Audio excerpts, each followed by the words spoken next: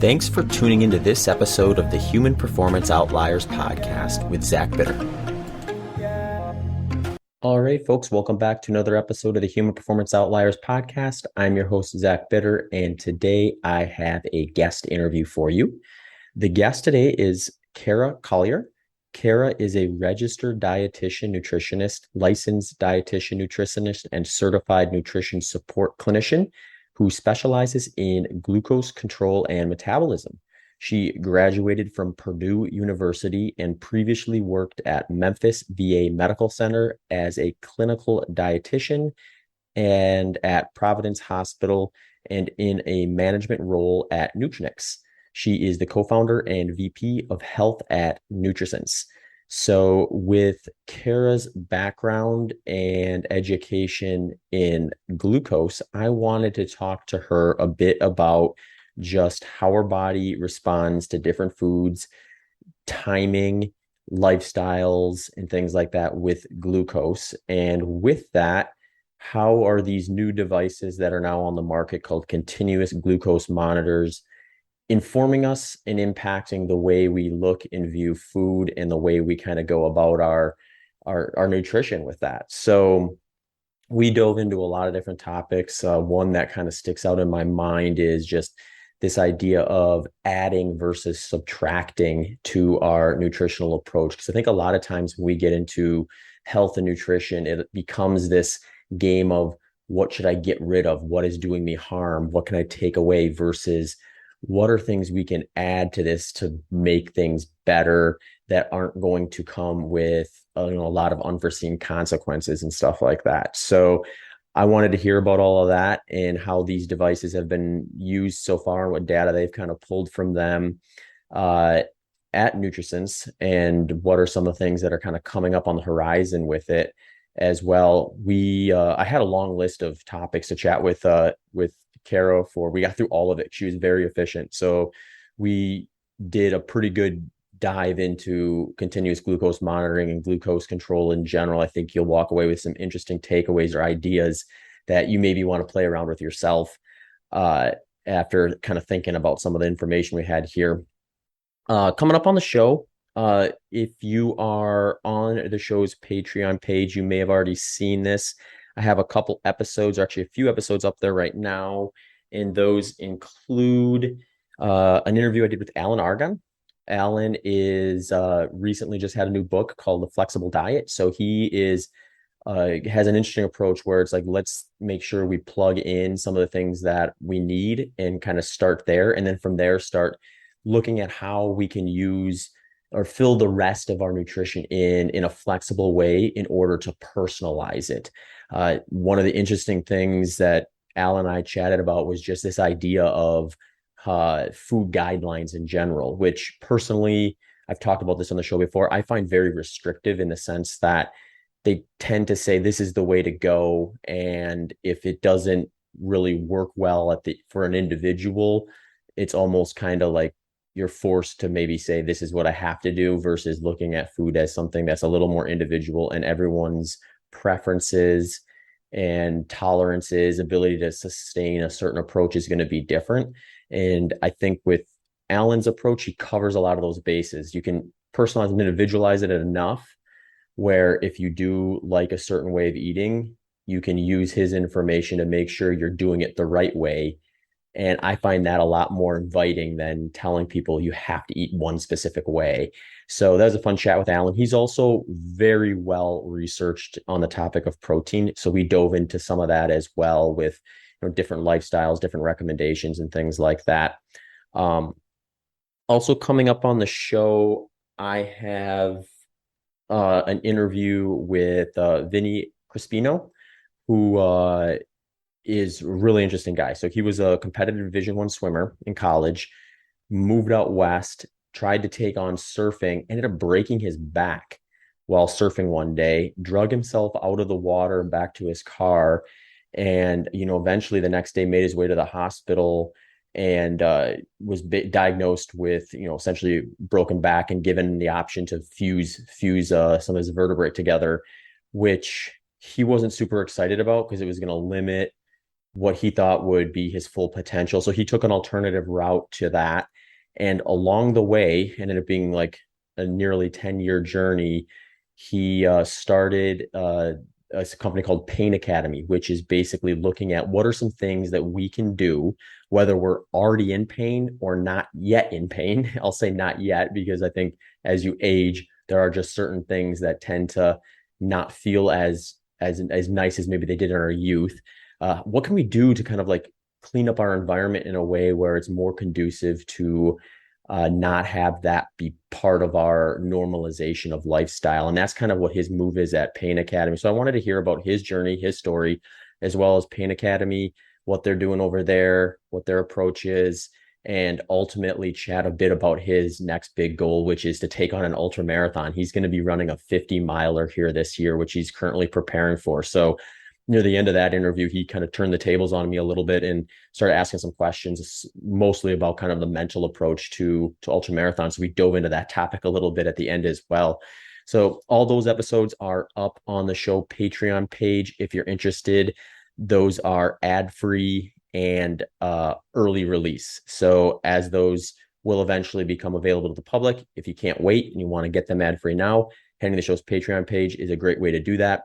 You can get the link to that at zachbitter.com/HPO. Zachbitter.com/HPO also is kind of the landing page for all the previous episodes or currently public episodes too. So if you want more details and links and things about the show and kind of comb through the catalog, so to speak, you can also head over there for that. If you want to support the show non-monetarily, there are some great options: liking, subscribing, sharing, and writing a review on your favorite podcast listening platform or YouTube helps me grow the show and spread the word about the episodes. So if you enjoy one, share it with your friends and family on social media or word of mouth, newsletters, whatever it happens to be, helps me out a lot. Finally, if you enjoy or want to check out one of the show sponsors, that is another way to support the show. You can do that by letting them know that you came to them through the Human Performance Outliers podcast. All the show sponsors can be found at zachbitter.com/HPO sponsors. Link to that is also in the show notes. Organ meats are some of the most nutrient-dense foods on the planet. Despite their benefits, sometimes it can be difficult to incorporate them into your diet. Optimal Carnivore aims at making these nutrients easier to access with their products, which include grass-fed organ complex, bone marrow complex, and grass-fed beef liver. These products work great for busy people who are traveling or as they develop an appreciation for organ meats.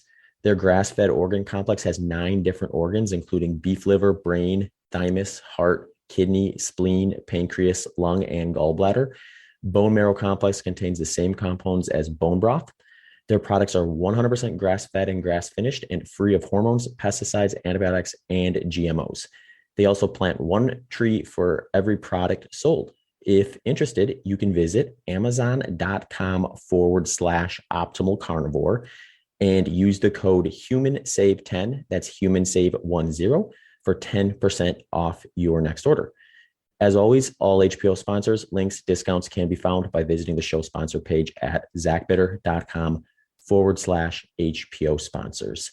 Athletic Greens' flagship product, AG1, is a supplement that contains 75 high-quality vitamin, minerals, whole food sourced superfoods, probiotics, and adaptogens that will help start your day right.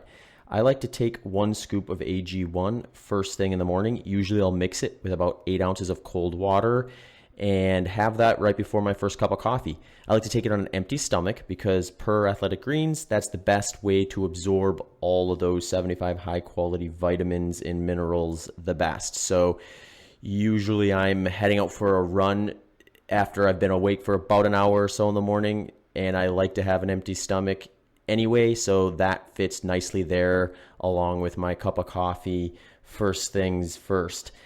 AG1 is lifestyle friendly and fits into a keto, paleo, low carb, dairy free, or gluten free and even vegan diet. It has only 1 gram of sugar, no GMOs, and is free of artificial ingredients. AG1 continually updates their product based on the latest science and third-party testing. On top of that, they donated over 1.2 million meals to kids in 2020. To make it easy, Athletic Greens is going to give you a free 1-year supply of immune-supporting vitamin D and 5 free travel packs with your first purchase. I love these travel packs because they're these little green square packages that lay flat, and I can just stuff a few of them in my suitcase. And if I'm out of town for a few days, I know I got that first thing in the morning, 75 high-quality vitamin minerals sitting there waiting for me. So if you want to check that out, all you have to do is visit athleticgreens.com/HPO. Again, that's athleticgreens.com/HPO to take ownership over your health and pick up the ultimate daily nutritional insurance. You can find links to that in the show notes as well as at zachbitter.com/HPO sponsors. Kara, thank you for taking some time to join the show. Yeah, absolutely. Excited to be here.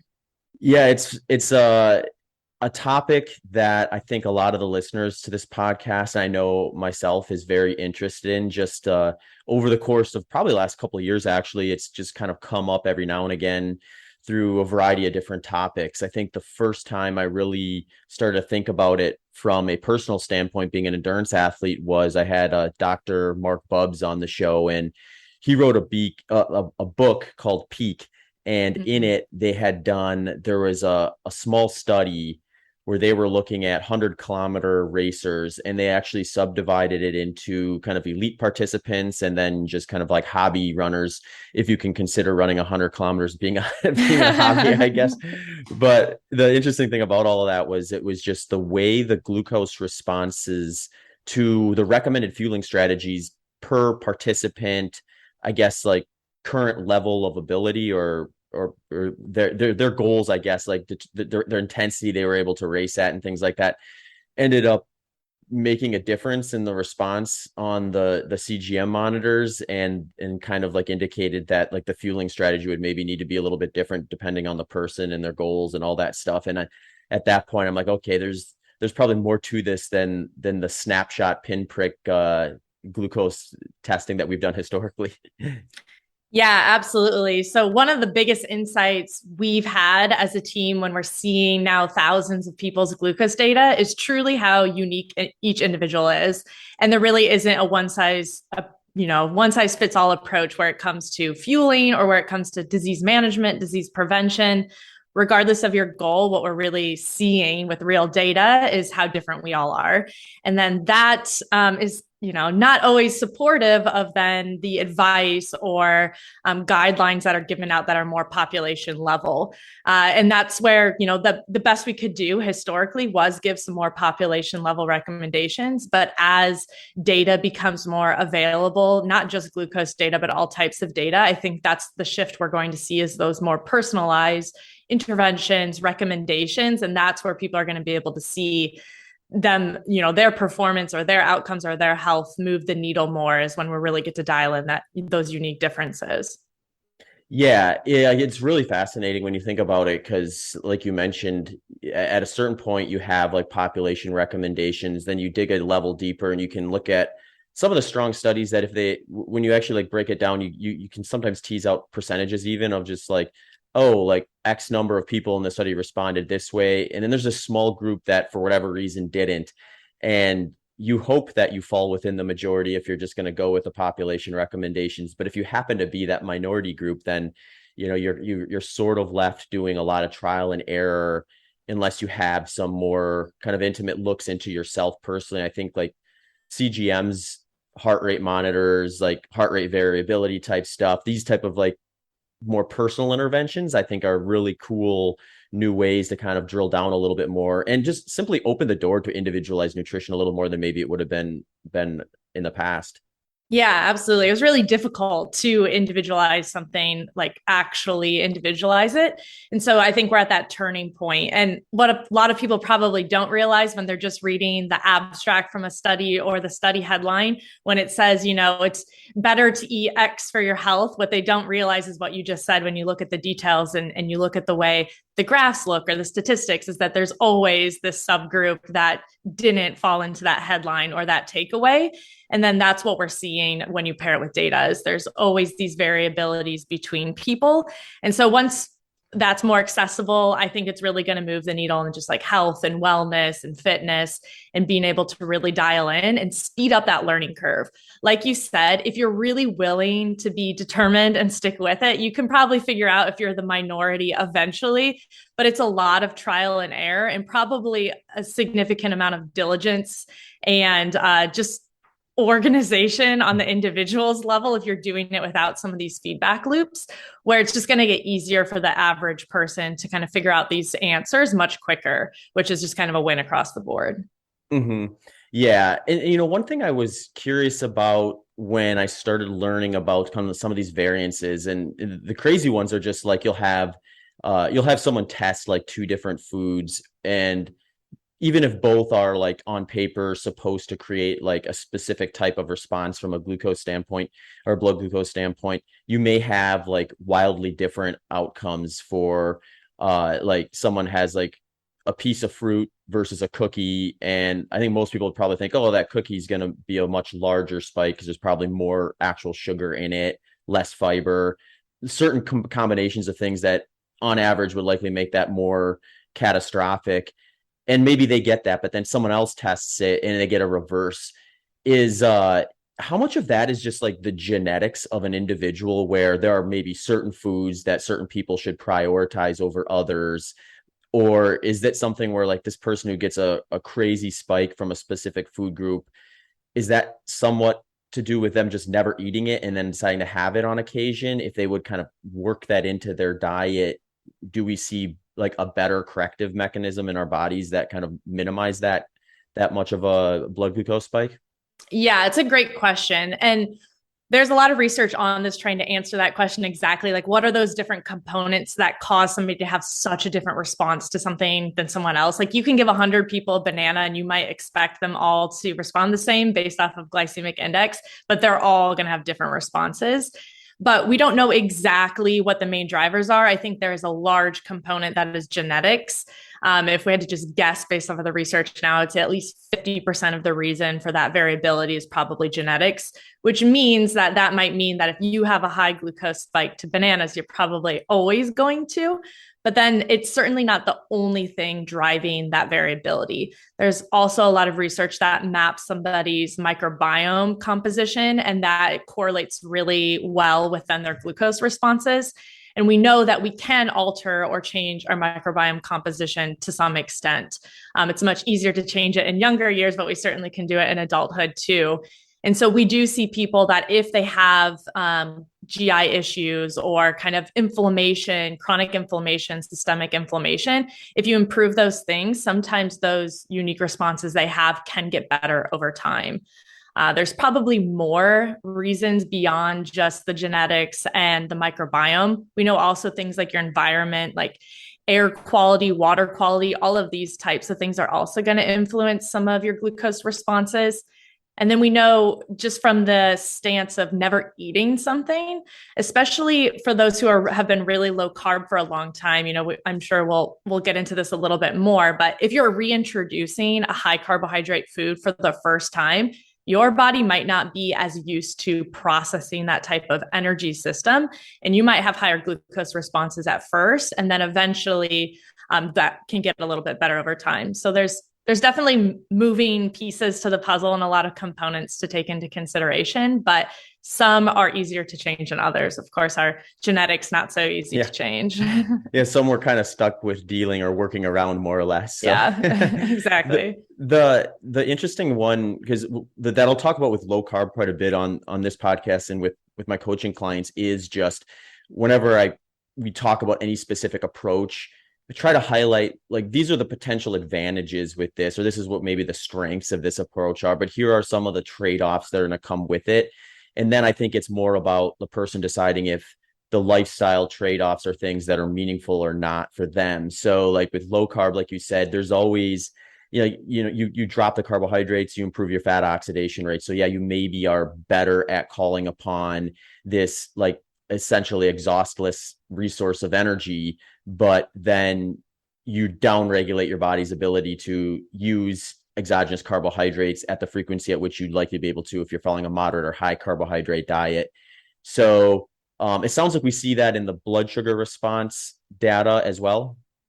Yeah, definitely. So we'll see that, especially if somebody is following really low carbohydrate diet for a prolonged period of time. Typically, we see this effect and it become more amplified the longer you've gone without carbohydrates, which makes sense because your body's going through that adaptation. And then, the scenario we typically see is somebody has been very strict ketogenic diet for 2 years, and then it's their birthday and they eat like half a cake. Yeah. And their glucose goes to like 300 for like a day. And they're like, oh my gosh, what happened? This is why I never eat cake. And then our explanation is it's part of that reason that your glucose is so high is because your body is not used to that exogenous carbohydrate source. It's kind of in that adaptive physiological insulin resistance, which is not the same as diabetes type of insulin resistance, but it's this kind of temporary state of adaptation. And so often, if they really want that trade off of every once in a while, if I'm going to have a lot of carbohydrates, I want to be able to handle that well, then that's going to be a different approach where we might do some carb cycling or maybe, include smaller amounts so that you can have that.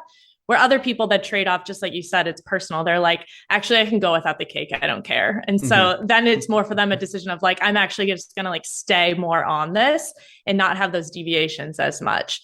So it depends, of course, what fits for your life, but we do see that adaptation occur, especially for kind of the more prolonged, strict dietary restriction. Interesting. I think my follow-up question to that, and maybe we don't know this, but I'm wondering if how much of that's linear in the sense that like if I'm following, say, a high carbohydrate diet and for a while and my genetics are okay with that. So then in that scenario, I assume like their blood glucose control is going to be decent. But then they start implementing like a lower carbohydrate diet. If they would try to walk it down gradually over time versus say go from high carb to like strict ketogenic, do we see like a gradual reduction in their body's ability to respond to the carbohydrate boluses, or is there like kind of a leveling and then a drop off somewhere when you get kind of into those more strict ketogenic levels?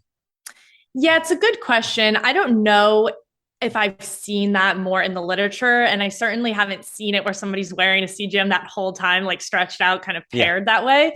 Typically, what we see is that once somebody has gotten to that stage of very, very low carbohydrate intake, whether it was gradual or quickly, then what we see is that based off of how prolonged they are in that stage is where we see the detriment. So even we'll have people who do it kind of more seasonally. They'll do lower carbohydrate in the winter and then higher carbohydrate maybe in other seasons. And I don't see that effect when it's only like a couple months at a time. It's usually somebody who's been that lower carbohydrate for a really long time that adaptation is more pronounced. But it is different too in people who are very insulin sensitive, which is typically our athletes.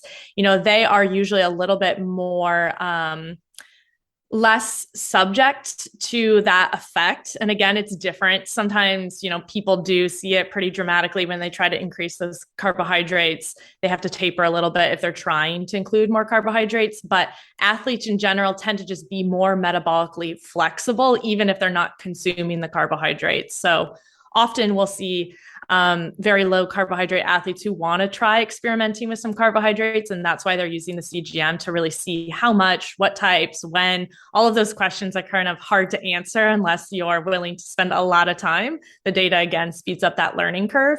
And usually they'll end up finding that they can consume more carbohydrates than they expected to while still maintaining pretty good glucose levels and still maintaining like a morning ketone level that they're aiming for. So usually like as physical activity goes up, you have more threshold for some carbohydrate intake. But again, it's very variable. Yeah, it's interesting because I feel like endurance sport, especially when you get into like the higher volumes or like consistent training and you're up to like 5, 6, maybe 7 days a week of training, that sort of a workout, you sort of kind of reverse engineer like the muscular sink that like a strength athlete or a bodybuilder might have, where they have these huge reservoirs for sugars and carbohydrates to kind of go to when they eat them in any meaningful quantity. Whereas endurance athletes tend to be a little smaller and have less of that muscle. So they have a smaller sink, but since they're emptying it on a more frequent, or maybe they're fast forwarding the frequency at which they empty that sink, they sort of kind of have that same situation play out, even though they're kind of a different physique, maybe you'd say. Yeah, like it's a different mechanism. It's not that there's as much sink, there's not as much reservoir like you're saying, but the turnover is so much quicker. So it's a different mechanism. I see what you're saying, but that's most likely kind of what's going on. But again, it depends, Mm-hmm. especially Yeah. gender differences. We'll see typically, unfortunately, that women tend to have a worse carbohydrate tolerance than men on average to their counterpart. So again, there's gender differences, there's environment, age, how much you're training, what your muscle mass is, all of these variables play a role. Interesting. For the gender differences, do they control for like skeletal muscle like volume, I guess, with those so that they're able to tease out whether it's like capacity versus just something unique to to females versus males or Yeah, there's definitely both of those factors at play. Skeletal muscle plays a huge role. On average, men have more skeletal muscle than women. I think most of us probably realize that, and that plays a difference in your glucose sensitivity, your insulin sensitivity. But the other thing is just like hormonal differences. So testosterone tends to be an insulin sensitizing agent, so it makes us be more able to process that glucose coming in, have lower glucose responses to maybe the same amount of carbohydrates, where of course women have less testosterone naturally and they're having more fluctuations in their hormones week to week, month to month, especially if we're thinking about going into menopause when those fluctuations are more long lasting versus just kind of cycles each week. Those kind of fluctuations are things that men don't have to worry about and aren't impacted as greatly. So progesterone in general tends to be a more glucose rising hormone. So when people are in the more of the luteal phase of their cycle, we tend to see glucose go up. They have less carbohydrate tolerance. It also has impact on performance and fitness. And so I think both things are at play there, both the hormones and the skeletal muscle. yeah, that's really kind of a cool area to look at too, because I know as like research has gotten a little bit better with studying, more females in sports, you starting to see like just like if I just prescribe like a general like program for an endurance athlete, typically I'm gonna have like somewhere in the neighborhood of 2 to 3 weeks where we're kind of building like what I like to call micro stressing, getting them a little bit stronger and then resting, recovery, and that sort of thing over that 2 to 3 weeks. Then we'll do like a deload week where we reduce volume intensity and let everything kind of catch up before kind of taking the next step or heading into the next stage of training. Whereas like with men, you can maybe throw that at them a little more in a little more of a blanket way or more of a uniform way. Whereas with women, you could have some interactions there where there's going to be a week every month where perhaps I shouldn't be throwing high intensity stuff at them. And then maybe a week where it would be more conducive for them to be able to really execute those type of workouts and actually get the most benefit out of that kind of stimulus. And it opens up the door to a lot of potential. I think it sounds like we're seeing some of that with the CGM stuff as well. Yeah, absolutely. It's really interesting to be able to kind of correlate some of those changes.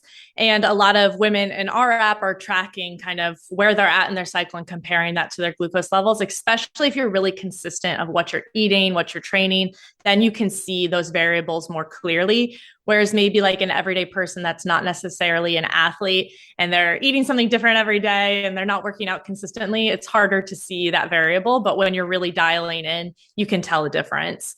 And I'm guessing you're probably familiar with like Stacy Sims' work and information. Yeah, we refer a lot of our athletes who want to dig into that more to her work because it's got a lot of she gives out a lot of helpful information of specifically looking at carbohydrate tolerance and glucose sensitivity and all of those variables. Yeah, I got more interested in kind of the variance topic when I listened to your interview on Kyle Kingsbury's podcast. And for those who aren't familiar, Kyle's huge. He's like almost 6.5 feet tall and huge. just solid muscle too. So like he's got probably he's got to be like 1% in terms of that skeletal muscle reservoir of potential to store. But hearing him talk about it was not only just kind of entertainingly interesting because of the amount of volume of food he eats in some cases.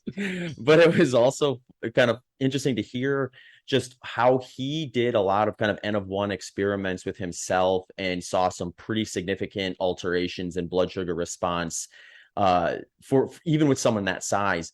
And the one that was really interesting to me was when he was talking about doing like fasting mimicking diets or even just more strict ketogenic diets, not like excessively, but just like periodically or seasonally for a little bit of time in order to give him a bit more of a runway to have better glucose control. Can you talk to me just a little bit about like what's going on with like let's say someone does like a fast mimicking diet or something like that for a week or two. What are they looking at on the back end of that in terms of blood glucose control versus what they would have maybe had if they just had carried on without that sort of a lifestyle alteration? Yeah, absolutely. So, really, kind of what the end goal is with different tools like going more on a ketogenic diet or doing more fasting is to improve your insulin sensitivity. So, that's your ability for the same amount of glucose coming in, you need less insulin because your body's really sensitive to the effects of insulin and then can clear that glucose more effectively.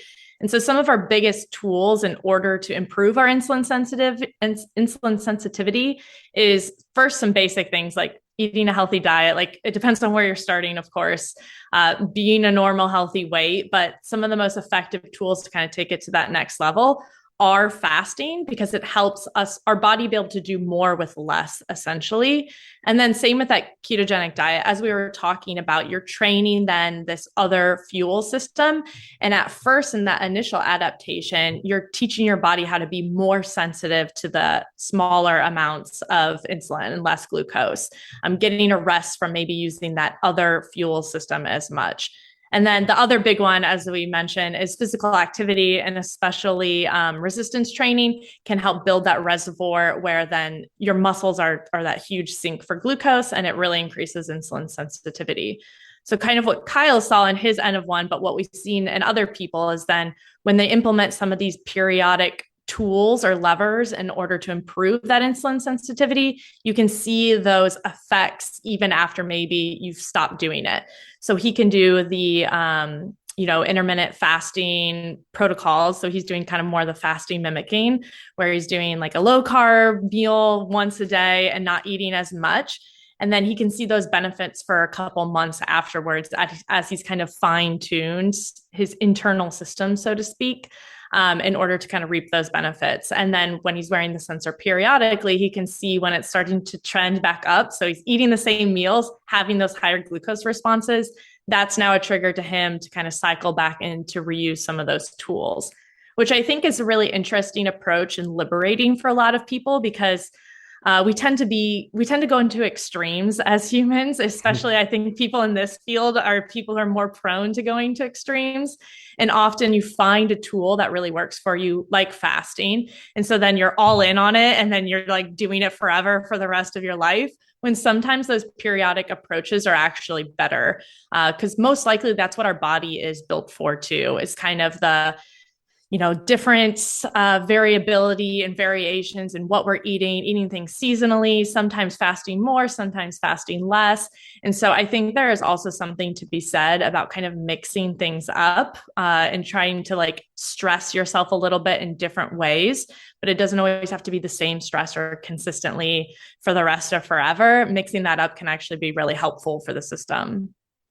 Yeah, no, I think that makes a lot of sense. And the thing that surprised me the most was kind of the staying power of what seemed to be a relatively, maybe it's minor to me because I've been playing around with low carbohydrate diets for quite a while now, but like it seemed like it was a fairly minimal intervention in the grand scheme of things if you're looking at it throughout the course of like a calendar year for the amount of time that at least Kyle had post alteration to see those lower spikes with the kind of the same foods that were previously creating large ones. Is that timeline fairly consistent for people, or is it something where like you're much better off doing what you described, where you kind of have that CGM monitor on for a while and you're watching to see when that kind of like reignites the higher spikes later on after that alteration? Yeah, it really depends on your starting point. So, if we're working with somebody who maybe is more following the standard American diet, showing signs of insulin resistance, we might have to do those interventions for a really long time before we see the benefit. And then, if we take them away, we're going to see glucose levels respond back to being higher right away because we still have to fix the system. Where Kyle, as you mentioned, is huge, full of muscle, and has been physically active and healthy pretty much his entire life.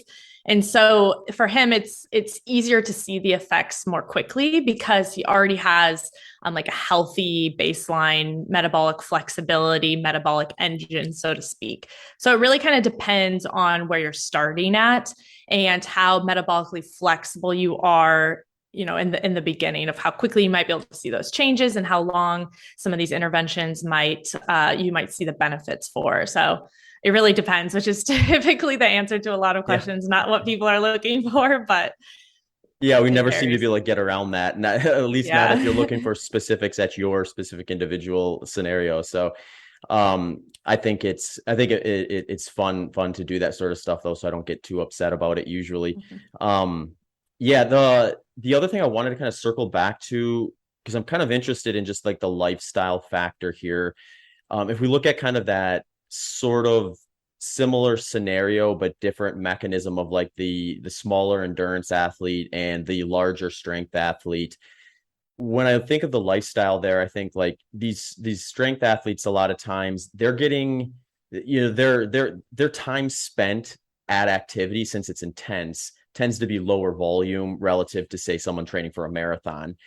And their kind of effect of that is a larger stature, which gives them that reservoir of muscle that they're trying to get.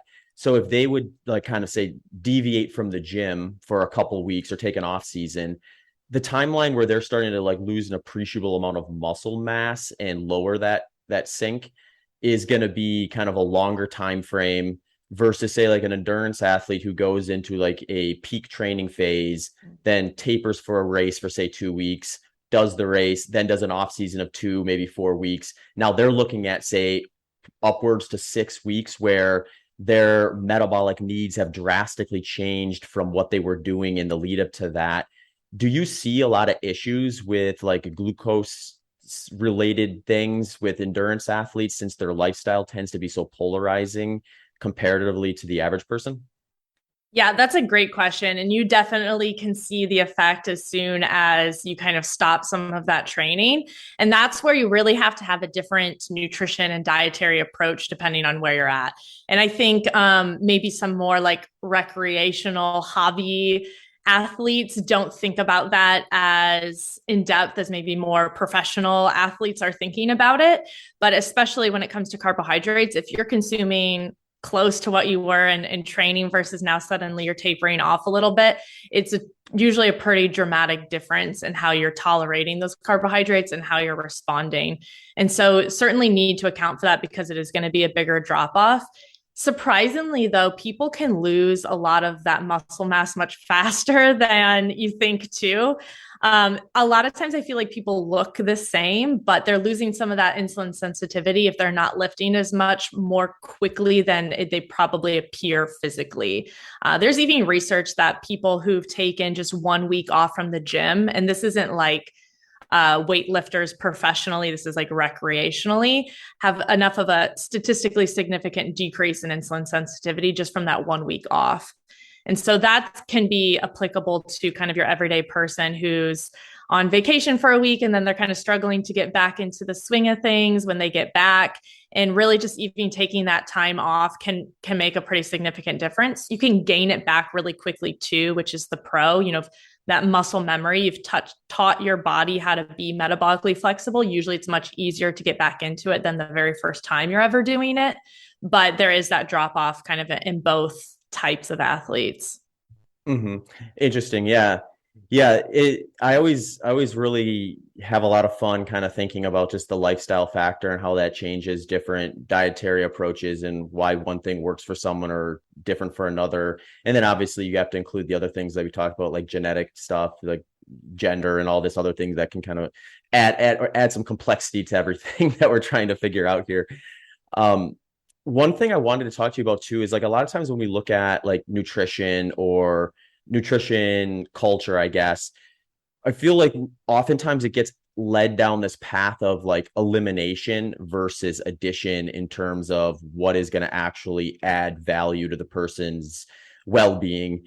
And I wanted to make sure we addressed addition. So like you have these scenarios where some person's eating like X type of diet with foods and stuff in there, and they're seeing like kind of like maybe concerning blood sugar issues. I know there's some information about things like berberine, apple cider vinegar, and even cinnamon, I believe, as some potential additives that could help kind of correct some of that stuff to some degree. And I guess in theory, then with those sort of additives, you could remain eating the way you were without necessarily like removing some of the foods that you were otherwise problematic. Yeah, absolutely. There are a lot of, I don't want to call them hacks because they're real and they're genuine, and some are addition in the supplements, and I can dig into that. But even simple lifestyle factors like your timing around when you're eating certain foods and when you're exercising, especially again for the more like recreational person, if they're having a really large glucose spike to something at breakfast and but their workout is, at 5 p.m., switching to include that food after your workout. So maybe in part of your evening meal instead of being part of the morning meal, and you might see significantly improved glucose responses. So adding something like just the way you're timing your meals around a workout, or even going on a walk after a meal, like making sure you're moving your body, you might still be able to eat those things, especially if they're nutrient dense. We don't necessarily want to remove them, but sometimes it's just the strategies of physical activity around that. And then additions when it comes to just real food, making sure you're always including protein with everything. So a lot of people, will eat something where they're just snacking on fruit, or they're eating, who knows what. But if you include some protein first, that can make a really big difference for almost everybody as well. And that goes with making sure you're always pairing it, but even eating the protein before you eat the carbohydrates can make a really big difference. So those are two easy ones. And then some of the other additions that you mentioned, berberine is what we have found to be probably the most effective supplement when it comes to lowering glucose responses. With berberine, we see the most success when people take it consistently, though. So I see a lot of people who will take it. There are a lot of berberine supplements that are marketed towards like high carb meal berberine. And so people will take it before a high carb meal, and we don't see as much of effect as if they're taking it consistently. So it seems to be something that works more over time. Kind of, it's similar mechanisms to metformin, and that's also kind of how metformin works. Whereas apple cider vinegar that you mentioned can work better in those acute moments. So some people will either put apple cider vinegar on the food itself, whether it's like a salad or something they're eating, or have some like pickled vegetables that we're soaking in apple cider vinegar and include that in your meal. Or sometimes people will just take like a shot of it or drink some of it diluted with water before a meal. And that works really well in acutely lowering your glucose response to that meal, as opposed to kind of the long-term benefit we see with berberine. So those are two like really easy hacks, so to speak, if people want to include them.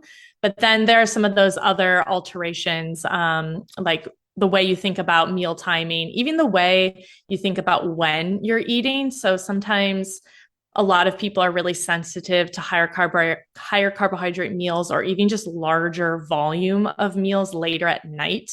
We tend to have a circadian rhythm to our insulin sensitivity in the same way we do with other hormones. And so for the average person, the later they're eating, the higher the glucose response for that meal. And that's especially true when it's like shift workers who are eating in the middle of the night, or somebody who's maybe eating their largest meal at like 10 p.m. We often see that of just when people have busy, crazy schedules or they're traveling. And so if you can shift the timing of your meal or make that later meal lighter, smaller, lower carbohydrate, that can also make a really big difference. So there's all these different factors that can play a role where you might be able to experiment and tweak and add some things and test some different variables and be able to still eat that same exact meal and have a much better response. I think a lot of people's initial reaction when they have a glucose response is, oh my God, I can never eat that food again. And that's usually not true. There's almost always some way that we can kind of change the way that you're eating it or what you're doing in order to include it, especially again, back to trade-offs. If it's something you love, if you're like, this is my favorite fruit ever, this is so sad that I had a glucose spike to it, usually we can find a way to make it significantly better than that initial response might have been. Hey folks, just a quick reminder that this episode's sponsors include Athletic Greens and their flagship product, AG1, and Optimal Carnivore. If you want more information on discounts and details about those two sponsors, you can head to the show notes or to zachbitter.com/HPO sponsors. Yeah, I want to get into the timing side of things because I saw some interesting stuff with my own experiments with this. But before we get too far away, I do want to ask about the berberine versus apple cider vinegar difference in terms of apple cider vinegar maybe being a little more like acute in the moment, with berberine having kind of a time of like 2 weeks it starts kicking in or something like that. Do we know if that's some sort of a gut bacteria shift with the berberine that it's taking it longer than that? Is there a different mechanism that makes that one more kind of a build up approach? Yeah, it's possible to relate it to gut health. The mechanisms are similar to the way metformin works. So it increases your body's ability to take up some of that glucose because it's affecting our glucose transporters. They're called GLUT4 or GLUT1. And so it's activating different pathways that help us take that up. I'm not sure exactly why the mechanism is kind of delayed as opposed to that acute effect, but that's just what we've seen historically, is that it doesn't work very well in like right away, as which is what people want it to be. But we see kind of that gradual increase. And I think it's more related to its improving insulin sensitivity over time and helping those transporters to work more effectively. Whereas apple cider vinegar tends to just blunt that glucose response in the moment. But if I had apple cider vinegar today with my meal, I'm not going to see a better response to a meal tomorrow because I had apple cider vinegar today. Okay, interesting. And is there a timing aspect with the apple cider vinegar, or can that just be kind of like within the meal, or is it better to say have it before or after or right in it? Yeah, we usually see it work best if you do it before, like right before a meal, or if you're doing something like a salad with the vinegar, eating that first and then the rest of your meal is usually the most effective way to kind of get that benefit. It is funny how just like when you sit down to like kind of a more formal meal, it tends to follow these rules somewhat to a degree, where like you start out with some sort of salad, then you get into like the main course, which usually has some sort of like protein based meat or something like that, or some sort of protein focus, and then you move on to dessert, which is going to be the most blood sugar like impact out of everything there, but it's at the end, so it's likely minimized. I guess like if you want to get real crazy with modern stuff, if you have to park far enough away from the restaurant, then maybe you walk 10 minutes to get to your car. But it's funny how that stuff kind of all like developed, I presume, before we knew about some of this stuff. Yeah, it's super interesting. I've definitely thought about that before. And then I think we've taken what was probably naturally effective and altered it into a way that's less effective, where now it's like we give you bread before your meal. I'm not really sure if that was supposed to be how we used to do it, but we some of the things we've lost along the way. But it is really interesting that I think we tend to know as a society or as a culture what works well. You know, there's always like the amazing stories of somehow people in previous cultures were able to figure out how to utilize a food that can be poisonous in one way, but they've learned how to manipulate it into a way that's now healthy. Those type of learned behaviors are so interesting. Yeah, and that rabbit hole is pretty expansive. I had a Dr. Bill Schindler on. This was a long time ago, and he was talking about that exact thing, where he studied a tribe down in South America that their diet consisted of this one type of potato, like not all of their diet, but a huge portion of it that was like the foundation of their diet. And it's this particular potato was very poisonous in its just like natural state, but they would like bury it and essentially like ferment and cook it over time and then dig it up, and it was totally benign at that point. And it just baffles you to think like, who figured that out? Like, who ate the what did that trial and error look like? And then who was like, well, maybe if we just bury this thing for a while and eat it, or I guess someone probably found one and ate it and it had been buried, and they realized, oh, this is palatable and usable now, and no one died from it. But yeah, it's wild to think about how that stuff developed and how we got to where we did. So there's some fun little trend lines in the history of eating outside of what we've done in a more modern state, if you want to look at that stuff. Yeah, it's super interesting. Just look at what was done historically and kind of avoid the newer, probably learned behaviors where we might be skewing some of it a little bit, but it's really Yeah, interesting. for sure.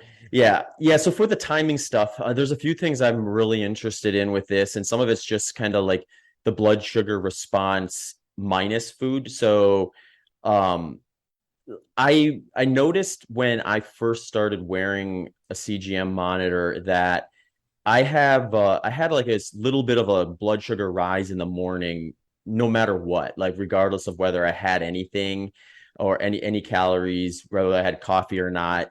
And my only thought was that I've historically done the bigger workout that I have done for the day kind of in the AM hours. So it's like usually within an hour of waking up, I'm out the door running the more significant portion of my workout for the day. And I was curious if there's some sort of like learned blood sugar response that occurs if you kind of have a routine that has that fluctuation with like heavier amounts of work and things like that that would just be a preempt something to kind of like mobilize blood sugar for the purpose of whatever it is you're doing independent of actually introducing a carbohydrate source.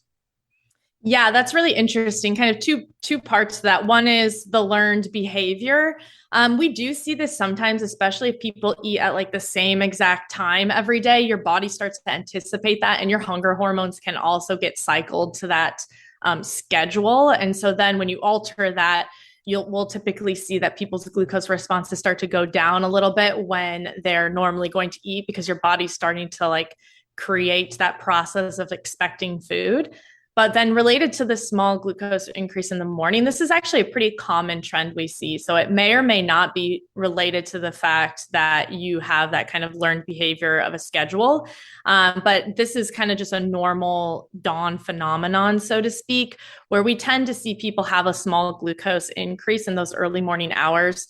And it depends on your circadian rhythm and when your normal sleep wake cycle is for when that occurs, but it's kind of like your body's natural alarm clock is how we explain it, where kind of you get this surge of hormones that release some glucose from the body and help you sort of start in that wake state, kind of natural coffee that your body's probably trying to give you. And so it's actually very common to see a glucose little bump right in the morning hours, right before you wake up or right after you've waken up. And then usually like very healthy individuals, it will go back down as your body's insulin sensitive. And it's kind of the counter regulatory process involved with that. Whereas our insulin resistant folks, maybe people who are pre-diabetic or PCOS, they'll see that bump and then it doesn't come back down and it might still rise up. And that's usually kind of where we can see that there might be something wrong metabolically, but often we do see that increase. So those two things may or may not be related of just kind of your training schedule, or if it's more of just a normal increase you might have always seen. Yeah, that's interesting. So then if you have a person who has that kind of rise that keeps going, which indicates something problematic, is that person just going to have to be a little more mindful of what kind of foods they end up throwing into the equation in that state? Because I would imagine if you have that situation where you have this like kind of higher than average natural rise that stays up and then you eat something that's really carbohydrate based, you're just going to send that even higher yet.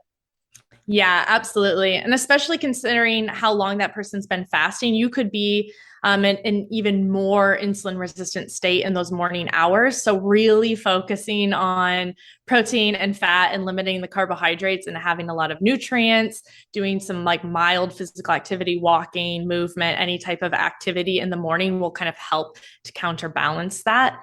But then we would implement all of the strategies that would help somebody become more metabolically healthy. And then over time, that response will improve as you become more insulin sensitive. But then, yeah, you have to be really mindful of what you're eating at those hours, which is why like our traditional recommendations in the nutrition world for what we're telling pre-diabetics or diabetics or anybody with metabolic syndrome to eat don't work at all. This is when you see the like population level recommendations just absolutely not work for people. The only people that those recommendations usually work for are the opposite of what they're intended for, like maybe an athlete or somebody who's super insulin sensitive. For most people, kind of that higher carbohydrate morning meal, like the average American is going to be a really bad idea. Mm-hmm.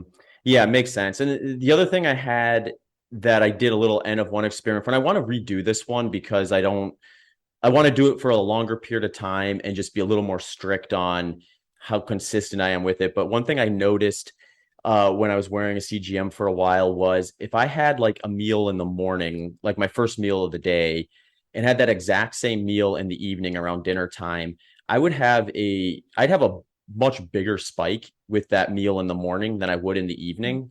Um, in the first case, it did come down pretty quick, so it wasn't like it was concerning that it stayed up there and took forever to come back down. But it was interesting that I could almost keep a flat line more or less with that dinner meal. Is there anything to do with that versus like is that a hormonal thing as well with like the morning hours being a little different as my body's maybe trying to like down regulate as I'm getting more tired and it's getting closer to bedtime, or could that have something to do with like what I mentioned before, like workout timing and things like that? Yeah, there's probably a lot of variables at play there. And we do see some people where they'll do what the experiment you did, and some people have the higher response at breakfast, or some people have the higher response at dinner. And it can just depend on a lot of variables going on there. Some people, it might be hormonal, where I think some individuals in those morning hours are more susceptible to kind of the like stressed adrenaline cortisol response. And that's going to put them in a little bit more of an insulin resistant state and lead to that higher glucose response. Another factor at play is just how long you've been fasting. So if you're doing more like intermittent fasting approach and maybe your dinner meal is earlier and it's been a long time until you're eating that morning meal, eating something on a completely empty stomach, usually there's not much to blunt that glucose response. We have quicker digestion, which usually leads to a quicker glucose spike, which is part of the reason if somebody's breaking a long fast, especially, we tell them to kind of ease their way into it, have some small amount of protein first, and then kind of gradually build up the meal content and composition. And we can see that on a smaller scale with just daily intermittent fasting. So that can play a role as well. And that's where we'll see somebody who will eat, maybe they drink like a cup of juice on an empty stomach versus after a meal, or the same with the dessert, like we were talking about. It's going to be a really big difference in your glucose response. So kind of depends on how fasted you were before the dinner meal versus breakfast meal, how sensitive you are to maybe some of those cortisol changes, and then also the training schedule, kind of how physically active you've been before or after each of those meal times. And then for the people who have the really high glucose spike in the evening, sometimes that's related to just if that meal is really late. Like if we're pushing where it's 8 o'clock, 9 o'clock, 10 o'clock that you're eating that meal, it's usually more so related to the fact that as it's getting closer to evening and closer to that middle of the night circadian rhythm, going to have that decrease in insulin sensitivity. Mm-hmm. Interesting. The other one I had that is sort of non-calorie dependent, and I was curious of what the response is caffeine. So if someone has like a cup of black coffee versus say like just a cup of coffee with whatever their meal is in the morning or breakfast or whatever, is there something independent like with a cortisol spike that you might get from caffeine that could increase your blood glucose, even if that is just calorie-free caffeine versus say something you had with breakfast? Yeah, great point. And that can probably play a role into your response that you were just talking about as well. Mm-hmm. Caffeine of all types, most commonly coffee, is another food that we see varying responses to. So some people will drink 3, 4 cups of coffee and just have like even glucose levels. They feel great. And that's probably mostly a genetic component where they're just not that sensitive to caffeine.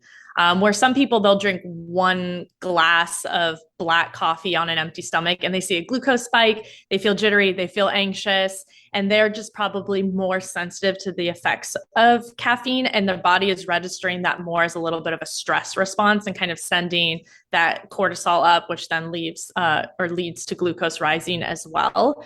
And that's something interesting where if we're seeing people who are drinking a lot of coffee, not drinking a lot of water, not eating any food, and having those high glucose responses, just pairing the coffee more with a meal instead, having them kind of wait a little bit to drink some of the coffee, eat some more food with it, and they'll see a better response both to the meal and to the coffee. So I would say that one is most likely driven by genetics, but it is variable between people. Mm-hmm. Yeah. It gets to the point where after a while you're just like, okay, I think I've removed all the variables that could potentially change the outcome of this, and then you find another one or two that you should have adjusted. So Yeah. yeah, and then if you really want to run a real high quality like case study, you probably have to be open to being a little more consistent with things like coffee and stuff like that, I would imagine. Yeah, you have to control all those other variables if you really want to know the exact thing at play, which takes more time and is a little bit more of a meticulous approach, which definitely some people do. The like very type A people will do kind of controlling everything and knowing the exact answer. But if you don't want to go that approach and you just want to kind of experiment and tweak, you can usually find the low hanging fruit, the big major items, and get some takeaways pretty quickly. Yeah, and at the end of the day, I think you probably want to know what happens when you do something that's going to be practically something you'll end up doing for a long period of time or Yeah. forever versus something that you're going to white knuckle your way through for 2 weeks and then find out like, oh, this is great on my score, but it's not something I'd ever sustain. Therefore, I need to find another alternative anyway. Exactly. Yeah. I think a lot of people's first approach when they put on the CGM is they want to test all these foods they've always been curious about, like, random food products or random restaurant foods. And that's great because you get to see what happens in those scenarios. But what we recommend typically instead is to eat your normal routine, like do your normal day-to-day habits, because then you can see, what is affecting you most often, how you are actually responding to that routine, and then tweak the things that are more realistic for you.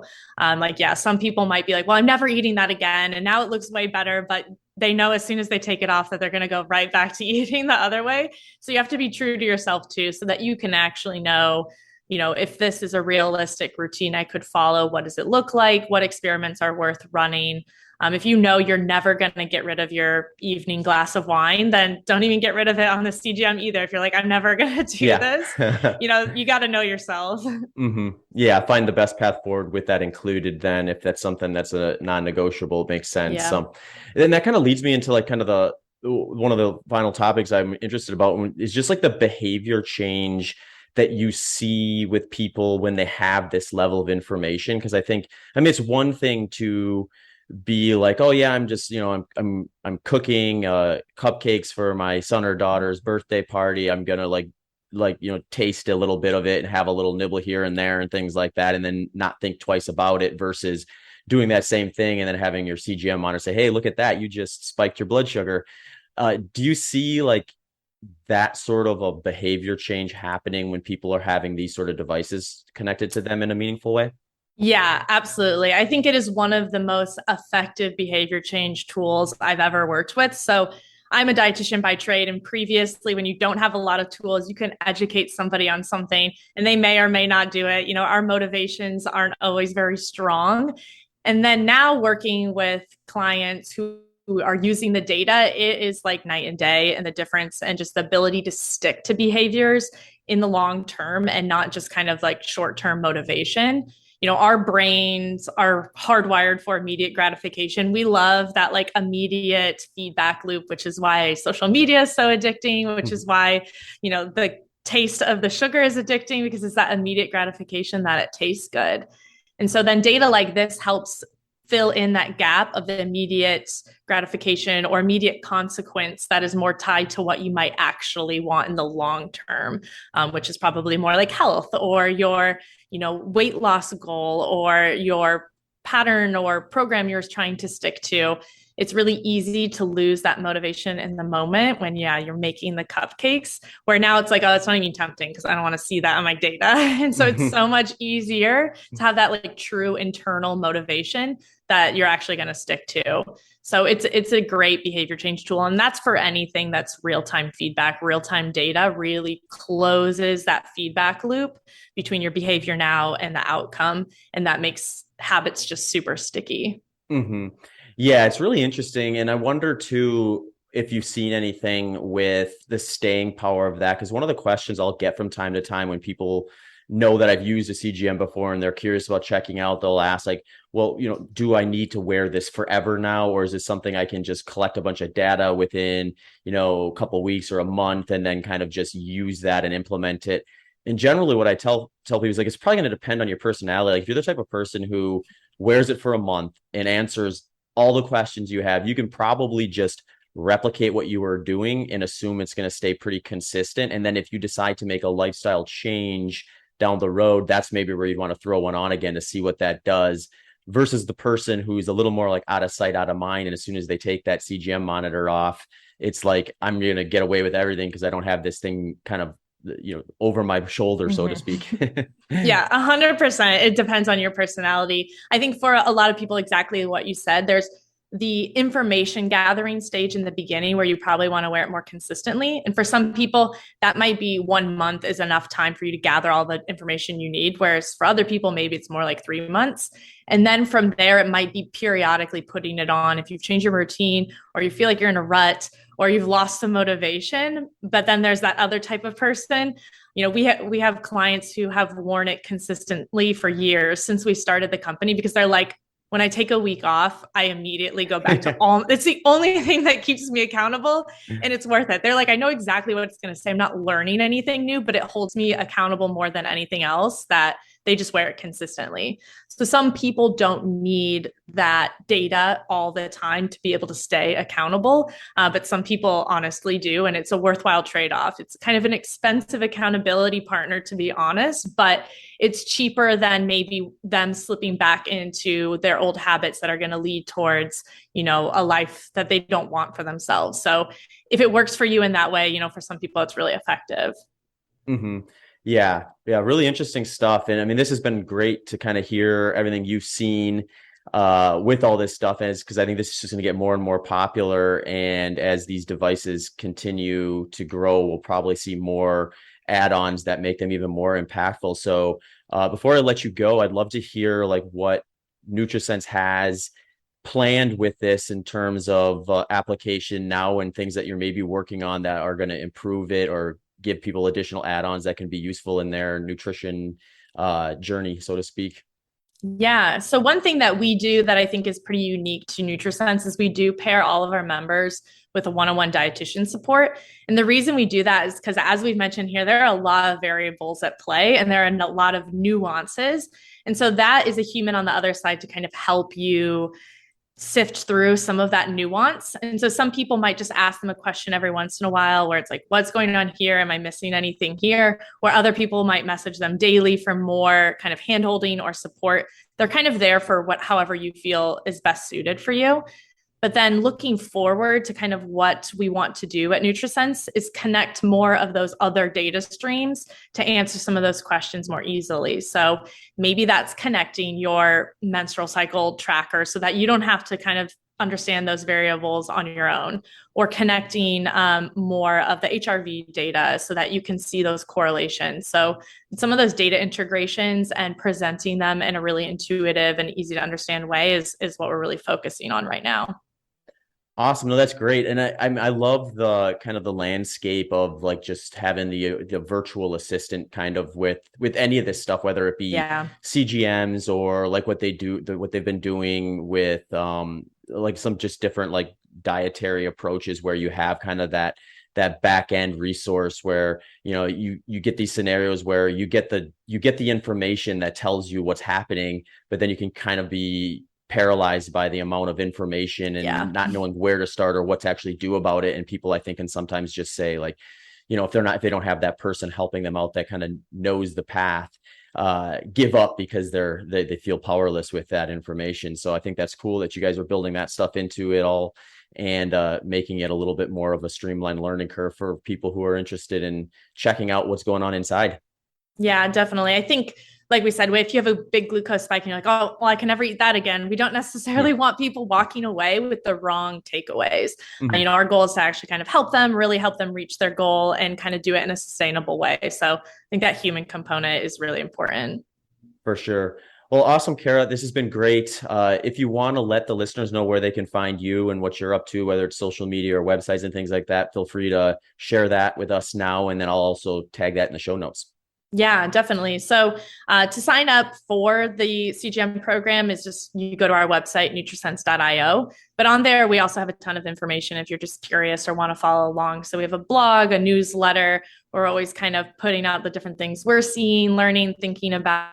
and same on our social medias. So that's all NutriSense.io on Instagram, Facebook, Twitter. So that's the best place to kind of follow along from a glucose standpoint. And then if you're interested in following me and what I'm up to, it's just Kara Collier1 on all socials. Perfect. Awesome. Well, thanks a bunch, Kara. It's been great to chat with you about this, and I'm sure I'll get a ton of questions about this. So maybe we'll have to have you back on down the road when you guys have some new information to share. Yeah, absolutely. Sounds good. Thanks, Zach. Take care. Thanks for tuning into this episode of the Human Performance Outliers podcast with Zach Bitter. Hey folks, thanks for checking out this episode of the podcast. For those of you who are regular listeners, you'll likely know I'm also a professional endurance athlete and coach. If you're looking for a little extra help with your training and programming, I do offer individualized coaching options where you can work directly with me one-on-one. I'll personalize your plan and even scale it up to email collaboration and regular consultations. You can also access either of those on their own if you just want to contact me as you're navigating your fitness journey. I also have some ready-made plans. The ready-made plans follow my coaching philosophy, and they scale from 5 kilometers all the way up to 100 miles and come in 3 different levels. So whether you're a beginner, intermediate, or advanced, I've got something for you there. And most recently, I also just added a Strength Athlete's Guide to Endurance program, which will help someone who is primarily a strength athlete who wants to either do an endurance event for the fun of it, bolster up their cardiovascular fitness, or just try something out, try something new. So those programs are built to be able to supplement a strength program so you won't have to give up on your gains in the gym while you're going after some running or endurance related fitness goals. You can find all those things on my website at zachbitter.com. Thanks for checking out this episode.